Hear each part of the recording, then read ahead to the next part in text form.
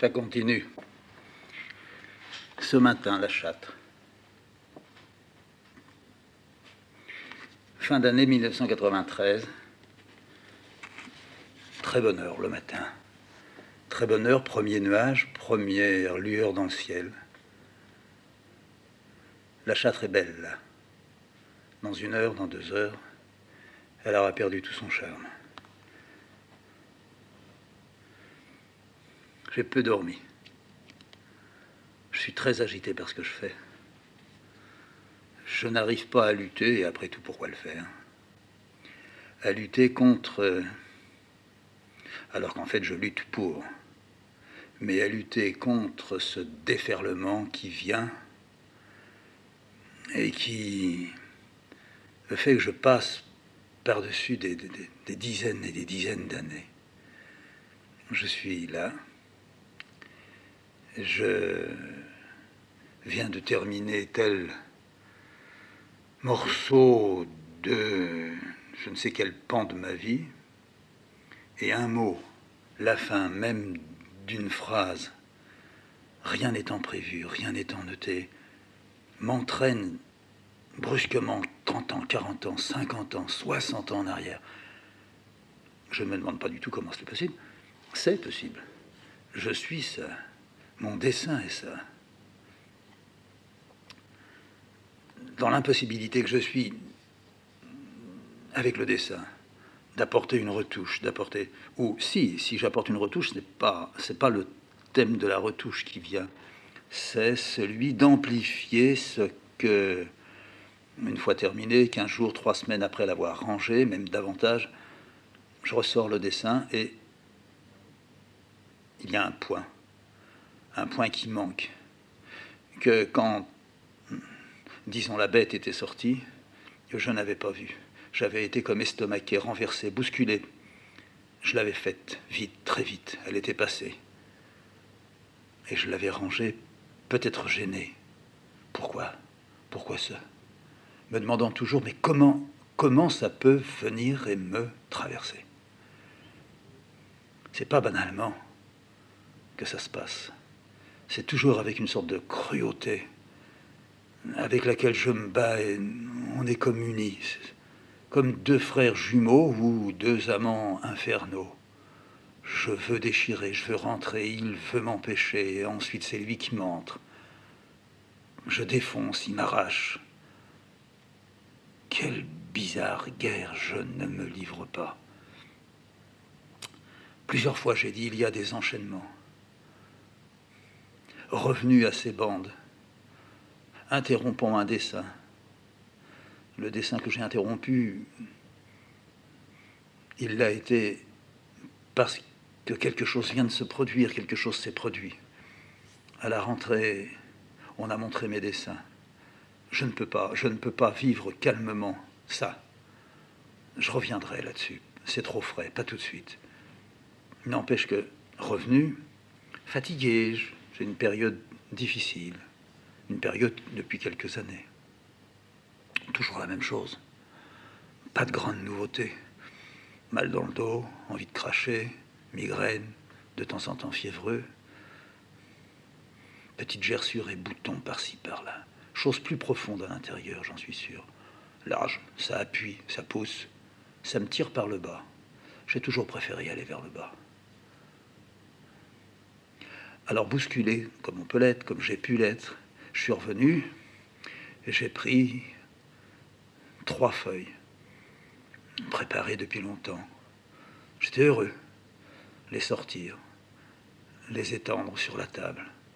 Oh, fragilité de ces feuilles, fragilité de leur petit sexe, que je sais là, comme je les prendrais bien, comme elles m'entoureraient, comme elles refermeraient les angles de leurs papiers, de leurs feuilles, de leurs extrémités pour m'enserrer et me prendre avec elles. Oh, quelle grande, grande jouissance je pourrais trouver, que je n'ai jamais. Je n'ai jamais essayé d'enfoncer ce qu'il y a de plus intime de moi en elle. Je frôle ce qui est intime en elle. Je le touche. Personne ne se pénètre. Tout le monde danse l'un à côté de l'autre en frottant frénétiquement. Ce matin, debout de bonne heure, un peu bousculé Cécile, quelque chose comme dépêchons-nous, il y a le feu quelque part. Je suis arrivé dans l'atelier, j'ai ouvert les volets, j'ai regardé. Je vais travailler aujourd'hui tout fermé. Mais les volets que j'ai ouverts, c'est dans l'autre petite salle, le petit atelier, là où il y a les statuettes. Un grand vent a soufflé toute la nuit, secouant la tôle dans la cheminée. La couleur du matin, quelque chose qui est livide et majestueux, quelque chose qui est une femme propre avec un endroit très odorant, un oubli dans le corps, une tache sous l'ongle, quelque chose qui montre qu'on peut tout faire, qu'on peut partir et couler. Une femme qui embrasserait la tête en bas, une femme qui arracherait ses cheveux, qui tirerait sur le sexe d'un homme. Et l'homme qui hurlerait traverserait la ville en disant oui, oui, oui, et elle, le traînant, vieux chien crevé. Oh, des commencements de journée comme celui-là, maudit. Maudit je suis, pas maudit le jour si beau, si pur, plein de crimes. Le jour où le matin on se lève, on prend sa première tasse chaude. C'est un peu du feu du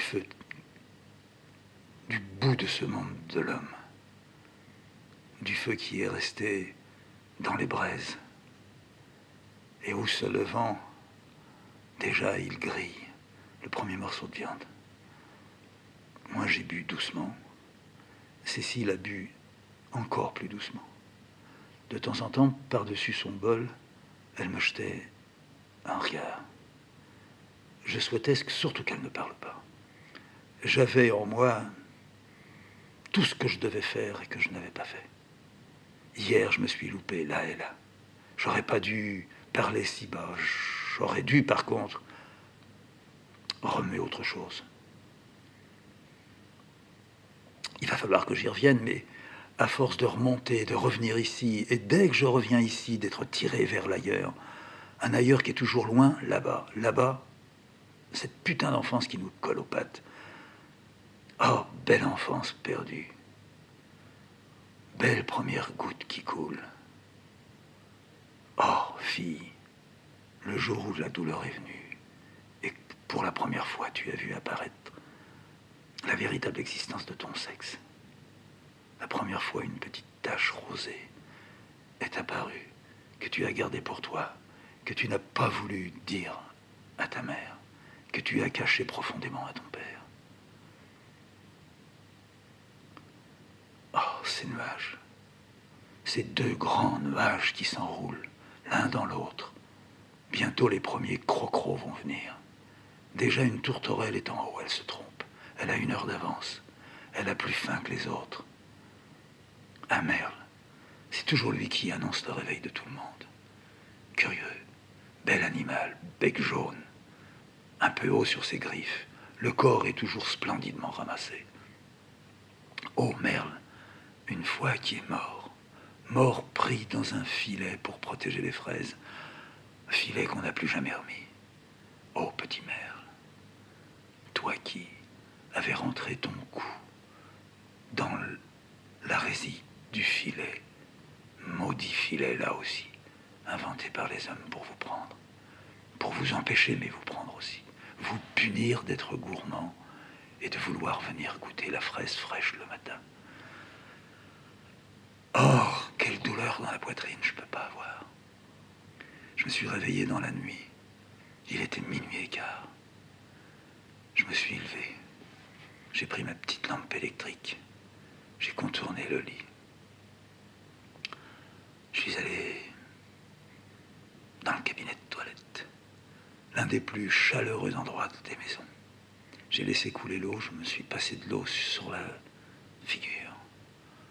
L'eau, en coulant, m'a donné envie de pisser, j'ai pissé. J'ai regardé par la petite fenêtre. On ne voit pas le jardin, mais on voit la Poustinia. On voit le grand jardin de la voisine d'à côté. On voit aussi la lumière de la rue, là-bas, dans le fond, qui éclaire un peu le dessous des toits, les vasistas qui brillent, parce que la lune est là, parce que le vent rabat les nuages, parce que de temps en temps, il y a comme d'immenses coups de projecteur. Ô guerre du ciel, mon Dieu que tu es beau. Je suis resté assis sur les chiottes, la tête tournée, ne me lassant pas, perdant définitivement le sommeil pour cette nuit-là, me demandant, comme avec le dessin, je ne me recouche pas, je vais à ma feuille. Là, je ne suis pas allé à ma feuille. Je suis rarement allé à ma feuille dans la nuit, parce que vite Cécile se rend compte de mon absence, et plus vite encore, elle voit un malheur. Elle dit, ça ne va pas. Ce n'est pas, ah, tu voulais te lever pour travailler, tu avais envie. Non, c'est, tu t'es levé, il y a un problème. On vit sur le mode, il y a quelque chose. Et toujours le il y a quelque chose, il est 10 degrés plus bas que ce qu'il faudrait le voir. Alors je ne suis pas allé à l'autre table, là où je me suis installé. Un micro, le petit appareil, l'enfilade des bandes qui est sur la petite étagère. Tout est petit, il n'y a que moi qui suis grand. Je ne suis pas allé là. J'avais envie, j'en crevais d'envie. Mais parler avec, derrière la cloison, le lit de la chambre, pas possible. Démonter tout pour partir, non. Alors je reste assis sur mon chiotte. Pas mal. J'aurais pu avoir là le micro, l'appareil, la bande dessus. Loin de la chambre, j'aurais pu le faire. Le vent est de plus en plus grand, de plus en plus fort. On dirait qu'il voudrait arracher les tuiles. Je me souviens à la coup. Ah, je recommence. Je repars 40 ans en arrière. Je suis fou avec ça. Je n'ai pas d'ordre là-dedans. Ah oui, est-ce qu'il y a de l'ordre dans notre sang? Est-ce que le sang d'aujourd'hui, il est vraiment sûrement le sang d'aujourd'hui? Est-ce que dans mon sang d'aujourd'hui ne tourne pas tout le sang? Tout le sang de ma mère, tout le sang de la mère de ma mère, et de la mère de la mère de la mère de la mère. Et ça à l'infini, comme je crois le sentir, si souvent, cette immense chaîne, aucun maillon ne manque. Les hommes ont voulu casser, ils ne peuvent pas casser ça. Ils peuvent se tuer, mais même quand ils se sont tués, les maillons sont restés en place. C'est la grande chaîne d'au-dessus d'eux, celle qu'ils n'osent pas regarder. Quelle bande! Les plus bêtes qu'eux la regardent tout le temps. Cette petite statuette, j'ai une serrure devant moi, une serrure en bois. Comment est-elle arrivée jusqu'ici? Par quelle main propre et dégueulasse a-t-elle cheminé? C'est Cécile qui l'a amenée. Elle a ses 2 mains sur le bas-ventre. Il y a un petit trou, c'est le sexe. Il y a une belle poitrine. Au-dessus, il y a une tête qui regarde fièrement. En haut. En haut, parce que c'est une serrure. En haut, ça regarde celui qui est devant la porte. Une serrure en bois, qui ferait rire tout le monde, maintenant, ici. Avec une pichenette, on l'ouvre. Mais on n'a pas le droit d'ouvrir une serrure en bois quand on est là-bas. Là-bas, on ne touche pas aux serrures. Si on a mis la serrure, on ne rentre pas. Là-bas, on ne tue pas. Alors, ce matin ici, fin de l'année 93, ouais, pas trop de questions là-dessus. Ne regarde pas dans l'immédiat derrière toi. Laisse les choses se faire. Tes dessins sont ailleurs qu'ici. Des gens sont venus regarder. Il y en a qui ont dû bien rigoler. D'autres pas.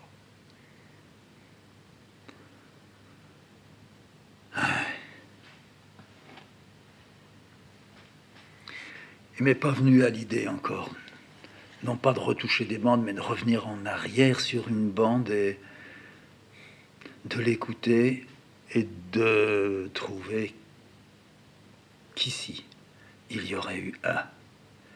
Les bandes, c'est pire que le dessin. Les bandes, c'est l'envers du papier. Le papier, je le lis. Je ne trahis pas la nature. Dans l'atelier, je me sens non pas dans une maison, mais dans un lieu où, bon, je lis. Ah, la belle affaire. Alors je lis. Aujourd'hui, je lis d'une façon. Hier, je lisais d'une autre façon. Et avant-hier, quand je l'écrivais à ma façon. Mais voilà, entre mes yeux et ma main, entre ce qui se trouve au fond de mon âme, ben, il y a des perturbations, des turbulences comme dans le ciel ce matin. Il y a des grands coups de vent qui passent. Alors je voudrais retoucher le vent. Je voudrais essayer de recoller des morceaux de nuages qui se sont déchirés. Ça, c'est le mauvais travail de l'écrivain. Et pourtant, c'est le travail. Mais c'est pour mieux faire, c'est pour faire quelque chose, croit-il, pense-t-il, quelque chose qui enflerait en lui, mais c'est trop tard, bien souvent. Il dit, il s'agit nullement de faire un cours de morale. Ouais, c'est sans arrêt ce que l'écrivain fait. Au fond, je n'aime pas l'écrivain. Il dit, sans orgueil, sans mégalomanie. Ouais, il peut toujours dire ça. L'écrivain, par essence, c'est un mégalo. Il sème. Il veut tout recouvrir. Avec ses phrases, il jette, il jette. Il veut que ça pousse. Avec les bandes, c'est pas vrai, c'est pas ça. Ça vient pas du même endroit. Il y a une sorte de tréfonds qui s'agite. Il y a de l'eau quelque part qui est remuée. Et c'est la parole qui vient. Et c'est une parole qui vient non pas parce que je vais dire, mais c'est une parole qui bouscule et qui dit « laissez-moi passer ». Quelques écrivains ont une écriture qui dit « laissez-moi passer ». Breton l'avait, mais très peu d'autres. La parole, je ne connais pas les autres. Je ne sais pas qui est-ce qui passe son temps comme moi, par période, par vague, à cracher ces énormes flaques de sang. J'ai bien le sentiment qu'il s'agit de ça. J'épuise quelque chose en moi. C'est pas pour rien que tous les soirs, quand je m'allonge, j'ai le dos en feu. Quand j'ai dessiné, j'ai le dos qui me fait mal. Il n'est pas en feu. Là, c'est pas la gorge qui me brûle. D'un endroit, au-dessus du foie, entre l'omoplate et le foie. Là où, quand je respire à fond, j'ai grande envie de tousser. Je suis né avec ça. Mais les bandes dérangent tout, réallument tout. La calcination, c'est là qu'elle opère. Oui. Cette nuit, ça remuait. Si seulement j'avais pu intérieurement faire descendre une sonde et laisser tourner la machine. C'était pas merveilleux du tout, mais ça sortait tout seul. Il y avait un haut-parleur qui déversait calmement, mais sans discontinuer. Et moi, j'étais là, je l'écoutais. Je l'écoutais, je me disais pas, il faut que je me souvienne pour demain. Non, je savais que c'était une bande perdue. La bande la plus importante pour moi. Perdue. Perdue. C'était pas du rêve. Du rêve, je fais venir encore le rêve quand je suis éveillé. Il remonte et puis je l'arrange et je le trafique sans aucun doute. Mais là, je peux rien arranger. Quand une chose comme ça se produit, elle s'est rarement produite. Je l'ai eue, à la coup. Tiens, ça recommence. On repart en arrière. J'y peux rien. À la coup une nuit. Il y a carrément eu 2, 3 bandes qui se sont dévidées à l'intérieur. Oh, je me disais, quel dommage. À l'époque, je faisais ces bandes, j'étais malade. C'était ma tête qui était malade.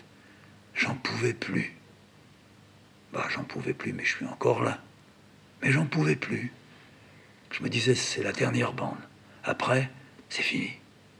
J'avais tout préparé. Une corde dans un coin, la poutre que j'avais regardée, fixée si longtemps. Elle tiendra.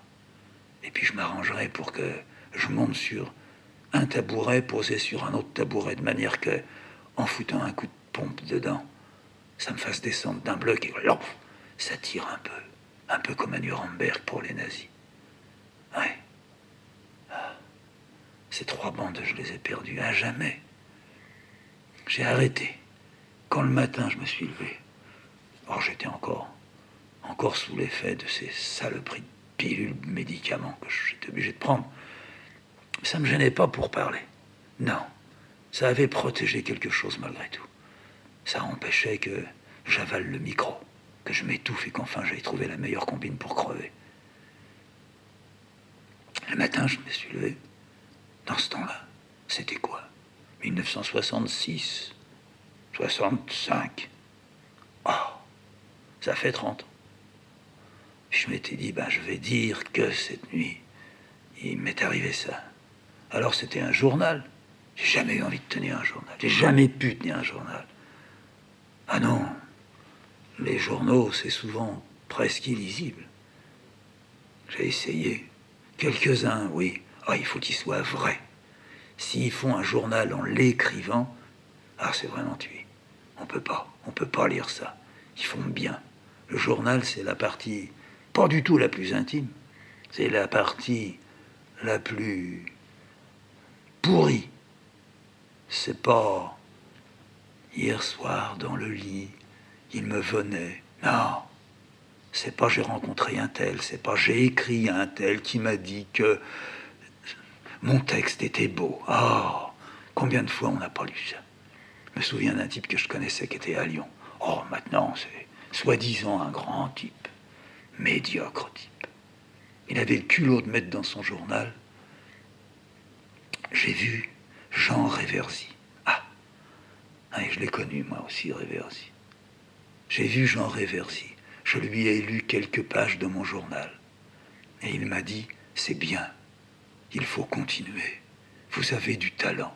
Comme si Réversy avait pu dire ça, cette espèce de con.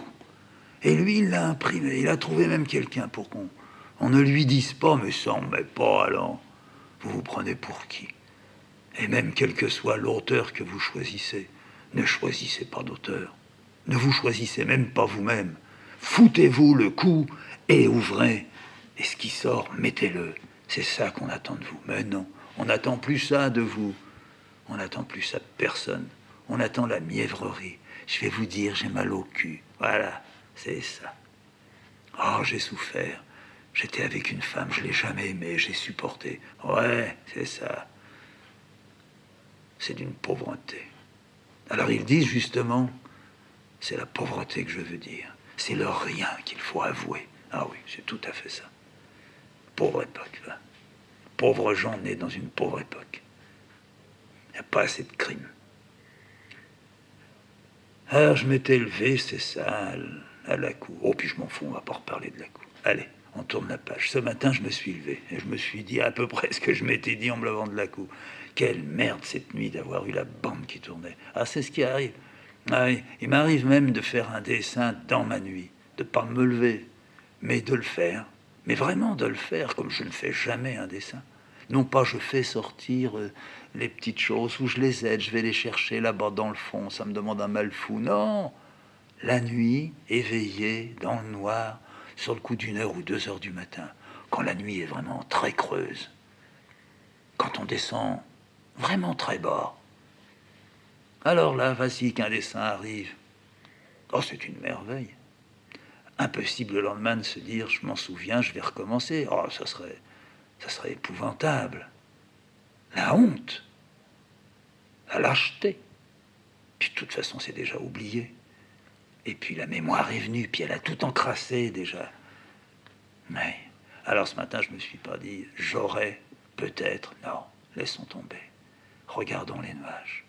Disons, voilà, il est 8 heures. C'est le matin. Il y a beaucoup de vent. Fait pas froid, c'est s'il a déjà donné les graines aux tourterelles. Les premiers corbeaux sont venus. Ils sont posés sur le toit de la Poustinia, puis ils sont repartis. Pas pourquoi. Peut-être parce qu'il y avait les tourterelles, et puis qu'ils ont décidé de les laisser bouffer les premières ce matin. Ouais. Il y a le merle. Il y a les arbres qui tanguent. Il y a comme des poussières qui passent dans le ciel. C'est pas toujours des oiseaux. Il faudrait attraper ça. Des poussières, puis les mettre vite sur le papier. Des poussières qui, emportées par le vent, non pas venant de très loin, mais elles peuvent venir de très loin, mais elles passaient, nulles, comme inutiles, pas inutiles. Tout ce qui passe comme ça, c'est pas toujours à retenir, mais il faudrait bien en retenir quelques-unes. Poussière du temps. Il y a un type qui avait écrit ça, tiens. Je sais pas. Poussière du temps, ouais. Le temps. Ouais. Alors, Je me le suis pas dit. Mais il y a un nom qui m'est revenu dans la nuit. C'est le nom de ce libraire qui avait édité les petits livres que j'étais venu lui acheter dans la rue des Ciseaux. D'ailleurs, je me demande si c'est la rue des Ciseaux ou la rue des Deux Ciseaux. Mais je sais pas. Faudrait que j'aille regarder ça un jour à Paris. Ou bien ils ont changé le nom de la rue. C'est un joli nom. Comme à la Châtre, juste à côté. Ça donne dans la rue Notre-Dame, il y a la rue des Trois Marchands. Très joli, ça. J'aime beaucoup. Ouais. Alors, dans la nuit, ça m'est revenu. L'homme, il s'appelait Zerbide. Comme ça, le nom est revenu. Mais c'est un nom qu'on n'oublie pas, c'est un beau nom qui sonne bien. Ça fait quelque chose de loin. Il avait une tête aussi qui était une tête burinée, comme des petites cicatrices, se rejoignant les unes les autres, mais pas sûr. J'avais décidé, j'étais encore à Marseille, ça a été mon dernier voyage avant de quitter définitivement Marseille. J'avais envoyé un mot en lui disant je serai là tel jour, le matin de bonne heure à la descente du train. Si vous voulez, on prendra un petit déjeuner ensemble. Et j'ajoutais, vous qui m'avez promis ou on lancé de temps en temps, invité. Si vous voulez, on va dîner ou déjeuner. Moi, je vous dis, on va prendre un petit déjeuner à la Remerie, là où il y a votre copain, là.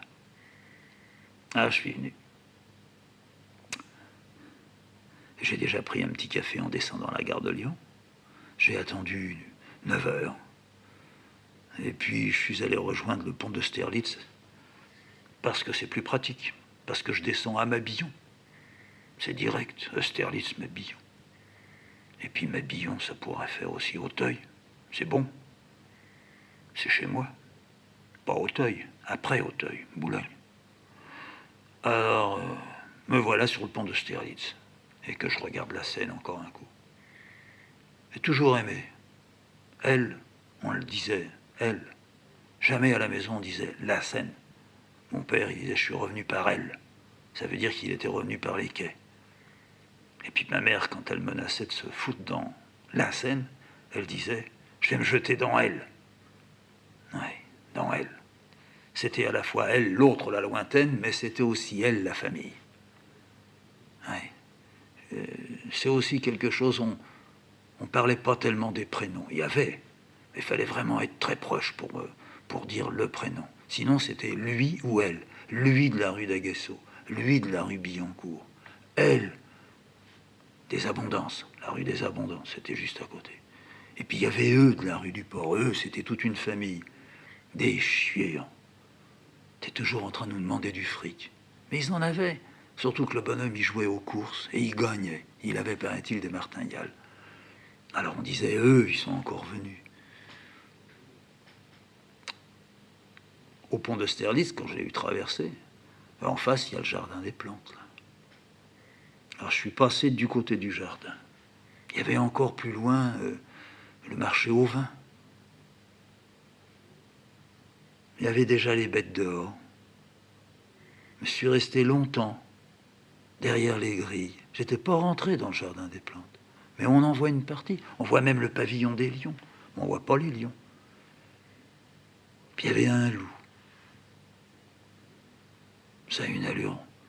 Ça m'a rappelé tout de suite les hyènes quand j'étais au Maroc. Ah bah oui, bah ça faisait encore 4 ans de plus en arrière. Ça rappelle un peu ça. Ça se pose bizarrement. Ça a un cou très large. La hyène encore beaucoup plus que le loup. Puis la hyène, elle a les pattes courtes à l'arrière et les pattes hautes à l'avant. Ça, c'est pour tirer dans la chair des cadavres.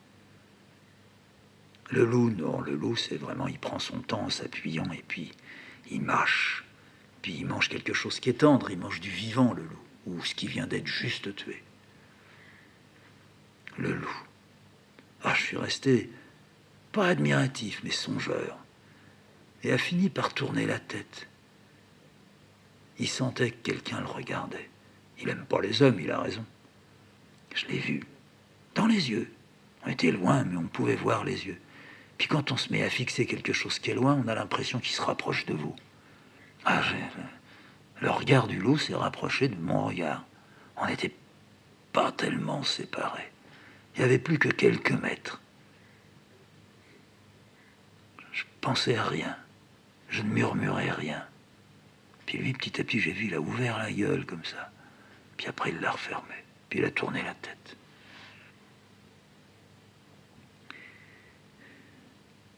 J'ai pris un bus. C'était sans doute vers Cardinal Lemoine. Et puis j'ai roulé tout doucement. Je n'avais pas pris le métro cette fois-là. J'avais pensé le faire. Non, je suis resté à l'air tout le temps. Ça me faisait du bien. Il y avait encore les belles plateformes. Je suis descendu avant Odéon, là où il n'y a pas d'arrêt. Mais il avait un peu freiné à la rue, j'ai fait sauter la chaîne. J'aimais beaucoup descendre comme ça. Ça faisait chier le Watman qui était là, qui disait « Ah, si tu te casses une patte, après tu verras. » Eh ben ta gueule. Tout le monde faisait ça quand on était petit. Tout le monde descendait des bus. Ce qui fait que quelquefois, il y en avait un qui était là, qui ne voulait pas descendre. Il était aspiré, il se cassait vraiment la gueule. Mais on faisait ça pour risquer quelque chose. Surprenant les risques et le besoin des risques que l'on avait à cette époque. Affligeant l'absence de désir de risque aujourd'hui. Depuis les artistes jusqu'aux professionnels. Plus personne n'a le risque dans la peau. Non. J'ai marché sur le boulevard Saint-Germain. Je m'approchais de là-bas. Là-bas, c'était Monsieur Zerbide, mais je lui disais pas Monsieur. Je lui disais un peu hein. Et vous? Je suis rentré une dernière fois dans un petit café. J'ai pris un petit rhum, suivi d'une cigarette, d'une deuxième cigarette. Le garçon au comptoir m'a dit « Pas chaud ce matin ». J'ai dit « Si, moi je trouve que ça va, il fait bon ». Ah ben, chacun son goût. Ouais. Vous voulez le canard? Non. Ah, les nouvelles, c'est terrible en ce moment. M'intéresse pas. Ah, monsieur, il est en dehors. Je lui dis, qu'est-ce que vous en savez? Moi, je vous parle pas. Oh, je disais ça pour causer. Il n'y a personne en ce moment. C'est triste. C'est l'heure où il n'y a personne. Ils sont pas encore dans le métro. Et ils vont déboucher là d'un moment à l'autre, vous allez voir. Installez-vous là avec le canard, vous allez voir quand ils arrivent. Il y a de tout là. Les putes, les macs, les étudiants, les bonnes femmes qui travaillent. Ah, c'est un quartier que j'aime pas. Vous êtes d'où? Moi? Plutôt. Ah ouais. Vous auriez dû vous lever plus tôt. Quoi? Je vous dis, si vous êtes de Puteaux, vous auriez dû vous lever plus tôt. Je ne comprenais pas ce que je lui disais. Moi non plus, d'ailleurs, je ne comprenais pas ce que je lui disais. Je venais de lui dire, si vous vous y étiez levé plus tôt... oui. Non, j'ai fait un jeu de mots, faut m'excuser. J'ai l'esprit taquin, comme on dit. Je ne comprenais toujours pas. J'ai fini mon rhum, les payé. Pour m'amuser, je n'y ai pas laissé de pourboire. Il a craché dans l'évier. Très bien. J'ai traversé le boulevard. Je me suis approché petit à petit de la rue, des ciseaux. Il était 9h30, 10h. Il venait sans doute d'arriver, le rideau de fer était seulement ouvert à moitié. J'ai poussé la porte, je lui ai dit, « Peut déjà rentrer ?»« Ouais, rentrez, rentrez. Je vous attends. » Un peu tard pour prendre un petit déjeuner, c'est pour ça que j'ai pas levé le rideau entier. C'était pour faire comprendre aux clients, j'arrive si je suis pas là. J'arrive. Je vais finir d'ouvrir. Mais je suis quand même déjà passé. Ah, alors on prend quand même un petit déjeuner. Oui, allons-y. Alors on s'installe l'un devant l'autre. Et puis il fume, et puis je fume, et puis on boit un café, puis un deuxième café. Puis il me dit, on arrose. Oh, on arrose, oui, moi j'ai déjà commencé. Je me suis déjà tapé un petit rhum juste avant de vous voir. Alors ça va en bas? Non, ça va pas. C'est peut-être mon dernier voyage. Parce que vous allez vous fixer définitivement ailleurs? Non. J'ai pensé que la prochaine fois, ça sera le voyage sans retour. Ah, vous en êtes toujours avec vos histoires? Pas vraiment. J'ai pris comme des décisions. Méfiez-vous des décisions. Oui, c'est vrai. J'ai pris un peu cette décision-là. Et vous couchez ce soir ici? Oui, c'est possible. C'est pas vous qui m'aviez dit que vous alliez coucher chez une vieille femme là-bas? Oui, c'est ça, une amie de ma mère. Et vous allez y aller encore? Oui. J'y ai pensé plusieurs fois, je me suis dit, c'est quand même drôle. Moi, jamais j'irai. Jamais. Puis surtout, vous m'aviez dit, j'y ai repensé. Je couche avec elle. Coucher dans le même plumard? Oui. Oh, c'est-à-dire qu'il y a deux lits. Il y a son lit, ton grand lit, puis il y a un tout petit lit. Je pourrais dormir dans le tout petit lit, mais je suis bien parce qu'on parle tard. Puis elle se réveille aussi plusieurs fois dans la nuit. Alors, comme moi, je me réveille aussi souvent. On parle. Mais qu'est-ce que vous pouvez vous dire? On parle de n'importe quoi. Enfin, on parle de ce qui est important, c'est-à-dire ce qui n'est pas important pour vous. Et qu'est-ce qui serait important pour vous et qui serait pas important pour moi, qui me demande le Zerbide? Bah, je lui dis par exemple, moi je sais pas quoi vous dire. Bah, je sais pas. Des toutes petites choses de rien du tout. Je sais pas quoi vous dire. Si elle a fait tomber un verre, ça devient toute une histoire. Mon verre. Ouais. Ça fait 40 ans que je bois dans mon verre. Alors elle en parle toute la journée, tout le lendemain. Puis un beau jour, pouf, ça y est, c'est fini, on n'en parle plus. Si on lui dit, tu te rappelles le jour où tu as cassé ton verre, c'est plus. Mais ça l'a occupé très, très, très fortement. 3 jours, 4 jours. Et c'est ce que vous allez chercher là-bas. Non. Non, mais cette banalité, c'est quelque chose qui me lave. Ah oui. Oui, c'est possible. Alors vous voulez chercher quoi là? Exactement, vous voulez encore les livres que j'ai dites ou vous voulez les livres que j'aurais ramassés? Vous avez une liste? Vous avez préparé ça? J'ai une petite liste, oui. J'ai aussi une autre petite liste, c'est-à-dire là, ça c'est une liste de questions. Et alors, c'est quoi? Si je fais ce que je voudrais. Alors, si je fais ce que je voudrais, vous voulez dire si vous quittez Marseille. C'est ça, votre dernier voyage aujourd'hui, c'est ça. Non, le dernier voyage aujourd'hui, c'est le dernier aller-retour. La prochaine fois, il n'y aura plus qu'un aller. Je partirai et il n'y aura pas de retour.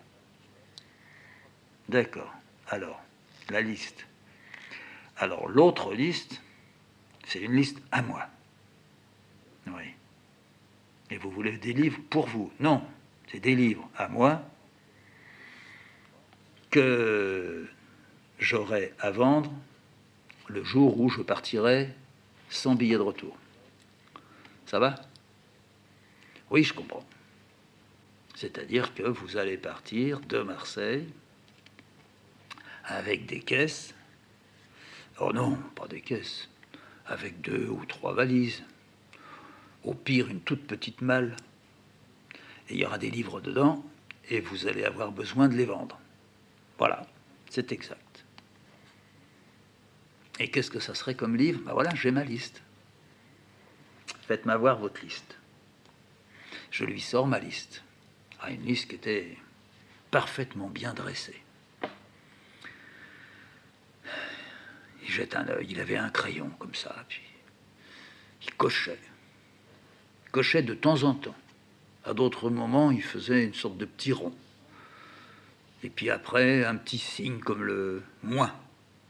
Et puis aussi très rarement un petit plus. Et puis tous les noms d'auteurs avec le titre et l'édition à côté. Et puis dans la marge, le prix que j'en voulais ou que je croyais. Bon, avec point d'interrogation, toujours. Pas exigeant, Fred. Quand tout a été fait, il y en avait. Mais il y en avait. Il avait recommandé encore un café. Il me regardait plus du tout. Il a relevé la tête après. Puis il m'a dit, voilà, si c'était aujourd'hui, les prix, ça se discute. Hein, mais là où il y a plus, c'est ce que je retiens. Là où il y a moins, c'est ce que je veux pas. Là où il y a un petit rond, bah, je les garderai en dépôt et quand je les vendrai, je vous les paierai. Le moins, j'en veux pas, donc c'est pas la peine de les laisser en dépôt. Ah, j'avais carrément baissé la tête, j'avais le nez dans ma tasse. Merde, c'est pas ce que je voulais. Et vous travaillez? Vous peignez en ce moment? Oui, oui, bien sûr, ça m'arrive. Je fais toujours... vous faisiez des tâches. Oui, c'est ça. Si vous venez, c'est bientôt que vous voulez venir. Je sais pas. Si vous venez, vous aurez avec vous des tâches. Oui, sans doute. Vous pourriez pas me les montrer? Oui, peut-être. Vous en avez déjà vendu? Ça m'est arrivé. Un type comme vous devrait rencontrer des gars comme des surréalistes. Ou bien... Non, je vois seulement eux. Ça, oui, vous pourriez. Ici, vous seriez moins seul. Puis vous pourriez leur montrer leurs tâches. Vos tâches. Oui. Je sais pas. Peut-être. C'est vrai que si je viens à Paris, j'envisage de... Enfin, j'envisage. J'espère pouvoir rencontrer Breton. Pas rencontrer un autre type, mais lui. Je lui poserai pas mon problème, mais je lui dirai je suis venu à Paris, c'est pas seulement un hasard. D'abord, je suis pas de Paris, et c'est vous que je voulais voir. Le premier à qui j'aurais pu montrer quelques-unes de mes tâches, et puis dire je ne viens pas sans avoir lu ce qui a été dit, je ne viens pas sans avoir bien réfléchi. Je ne viens pas pour m'amuser, je ne viens pas pour faire le malin, je ne viens pas pour chercher un appui quelconque. Je viens pour... Bon. Alors Zerbid, il me dit, si vous voulez, je vous propose pour votre liste, là, vous m'envoyez la caisse avant, et puis je vous envoie, partout où il y a les croix, je vous envoie le montant. Ouais. Mais vous dites les prix que j'ai mis, ça se discute. Vous voulez quoi faire sur mes prix? C'est pas cher, vous savez. C'est moins cher ce que j'en veux que ce que j'avais donné pour les acheter. Oui, mais maintenant, ça se vend pas très facilement. Hein. Ah, ça y est, ça commence. Qu'est-ce qui commence? Ben voilà, là, vous devenez marchand. C'est fini, on boit un café, on boit un petit rhum, c'est fini, ça. Là, on est passé maintenant à, si on fait du commerce, ben on fait du commerce. C'est-à-dire que j'achète, mais j'achète pas n'importe quoi, n'importe comment, à n'importe quel prix. Je veux faire une affaire. D'accord. Moi, je veux aussi trouver de l'argent. Je vais en avoir besoin. Je me rends compte qu'en disant ça, je fous tout par terre. Je vais en avoir besoin. S'il veut, il peut en abuser.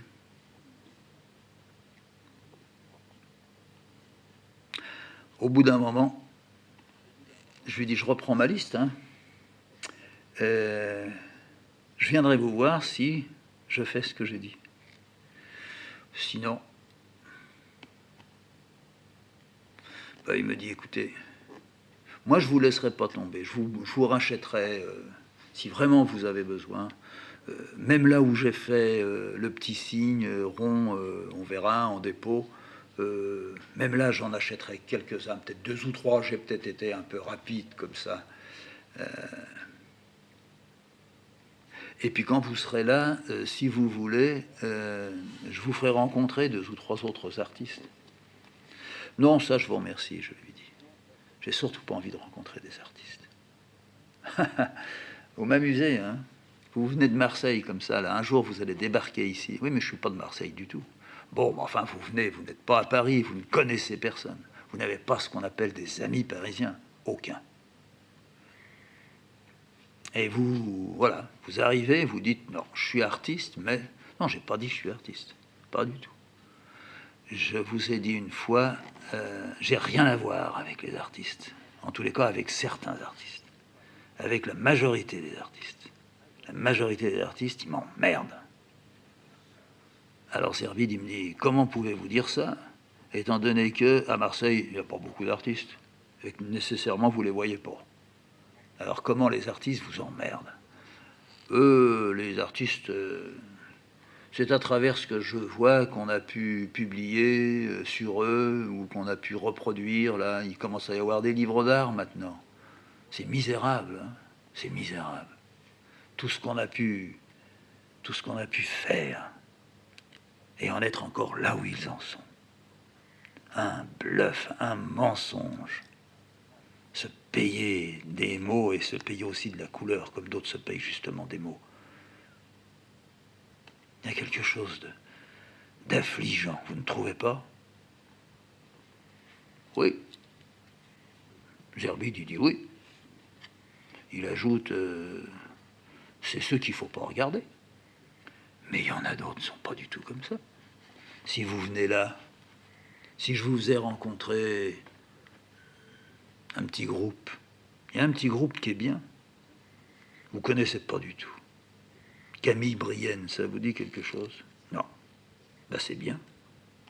Lui aussi, il y a comme des tâches. Il est aussi un poète. Et pourquoi vous m'enverriez pas? Vous écrivez, ça m'arrive. Et pourquoi ne pas m'envoyer une dizaine de pages avec des poèmes? Je crois que ça serait un bon début pour vous. Vous trouvez tout seul, ça va être mortel.